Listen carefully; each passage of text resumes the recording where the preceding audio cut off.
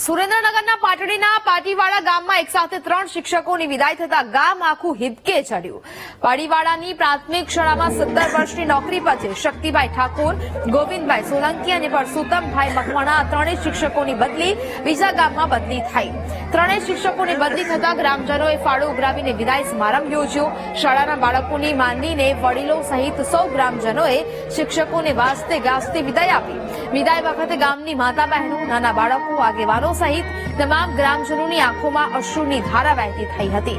છેલ્લા 17 વર્ષથી શાળામાં શિક્ષક તરીકે બાળકોમાં જ્ઞાન અને સંસ્કારોનું સિંચન કરનાર શિક્ષકો સાથે લોકોની માયા બંધાઈ ગઈ, જેવી ફળશ્રુતિ રૂપે પાટીવાડાના ગ્રામજનોએ પોતાના સ્વખર્ચે ત્રણેય શિક્ષકોને અકલ્પનીય અને યાદગાર વિદાય આપી છે।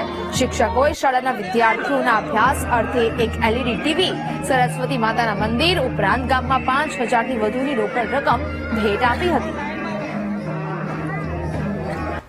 તો જે પ્રકારે શિક્ષકના વિદાયથી આ ગામ આખું હિબકે ચડ્યું હોય તે પ્રકારના દ્રશ્યો સામે આવ્યા। 17 વર્ષથી આ શિક્ષકો છે તે આ ગામમાં અને શાળામાં ફરજ બજાવી રહ્યા હતા અને તેને જ લઈને લોકોએ લાગણી દર્શાવી હતી ને જે સમગ્ર વિડીયો હવે સામે આવી રહ્યો છે। પાટીવાડા ગામમાં શિક્ષકને વિદાય સમારંભ છે તે યોજાયો હતો।